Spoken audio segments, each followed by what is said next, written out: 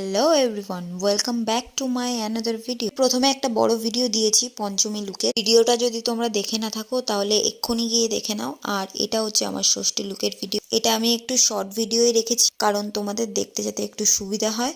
আর এখন long video থেকে short video তোমরা দেখতে বেশি ভালোবাসো, ওই জন্য শর্ট ভিডিও করলাম। কেমন কি প্রোডাক্ট ইউজ করি সেইটার ভিডিও আমি পঞ্চমী লুকে দিয়েই দিয়েছি, ওই জন্য আমি দ্বিতীয়বার করে কোনো কিছু দেখাচ্ছি না। চলো ভিডিওটা শুরু করা যাক। আমি প্রথমে স্কিন কেয়ার আর প্রাইমার যা যা ছিল সবগুলো কমপ্লিট করে আমি বসে পড়েছি পুরো মেকআপটা করতে।